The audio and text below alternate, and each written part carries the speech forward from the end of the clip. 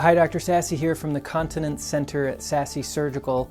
I've seen quite a few patients in the last couple of weeks who are really battling with bowel and bladder incontinence. Of course, that's what we see quite a lot of, and I think our batting average is well over 90% at resolving that, which is not unusual with modern technology today. However, it struck me that one of the things we're battling oftentimes is the patient's own health insurance plan that sometimes stands in the way of them getting the appropriate therapy. There are really good studies that show bowel and bladder incontinence or bowel leakage or bladder leakage are woefully undertreated and woefully underreported by the patients who feel embarrassed and who don't want to talk about it with their doctors. And then their doctors very often just don't know very much about the subject at all, and so they don't ask much about it, and they don't have a lot of information about it in their medical records. And they often don't offer really good therapies either. So as a result, you have this very small fraction of people with the problem actually getting any treatment, and of those, very few of them ever progress from just kind of basic first-line treatments like doing some exercises or some Kegel squeezing or possibly a medication to actually getting a more definitive therapy, which really has a high success rate. One of the reasons for that is not just the trouble with communication over this difficult issue, but in many cases the insurance plans have very outdated structures about when they will in fact pay for the covered benefit of neuromodulation therapy to actually resolve the problem. In many cases they have requirements that people suffer with incontinence for a certain period of years, that they have tried and failed some other therapies, or that they have a certain number of accidents per day. And on the face of it, while these might sound kind of reasonable, what sometimes happens is that the paperwork of the patient interaction with their providers doesn't necessarily tell those exact precise elements. I can't tell you how many times I've seen people who've been suffering with the progression of incontinence over the course of 8, 10, 12 years.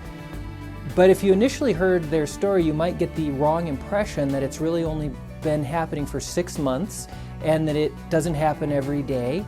But when you ask a little bit more detailed questions, you find out that, well, it actually started 12 years ago with just some leakage with coughing or sneezing. But then as the years progressed, it's become gradually worse. The person went from wearing panty liners to wearing pads to now wearing full-blown Depends. Every day the pads are soaked, every day the diapers are soaked, and the person has now progressed to the point where they barely leave the house because they don't want to go do any social activities. And oh, by the way, the bowels now leak also. So what a dreadful, terrible problem.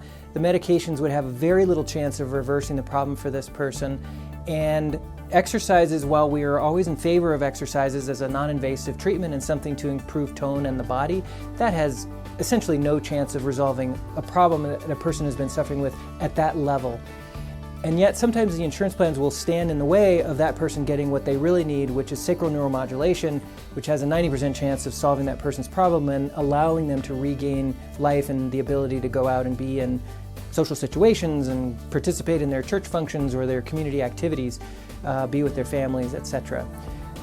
So one thing I would just say, if this is something that you or a loved one is suffering with, or you yourself are a provider and you're hearing this from your patients, let's all endeavor to really record the total duration that the problem has been present. So, that means thinking back, when did it really first start, even in a small way? That's usually many years before it has become such a severe problem as it might be today.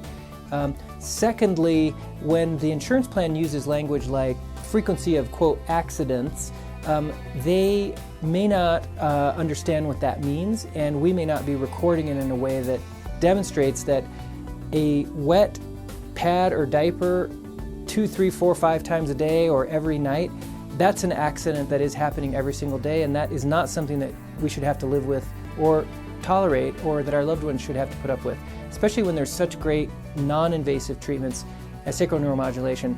Combining that neuromodulation, that 25-minute very non-invasive procedure, with pelvic floor exercise therapy, that is a fantastic treatment that usually resolves the problem either completely or to such a large degree that that a person is able to resume their life.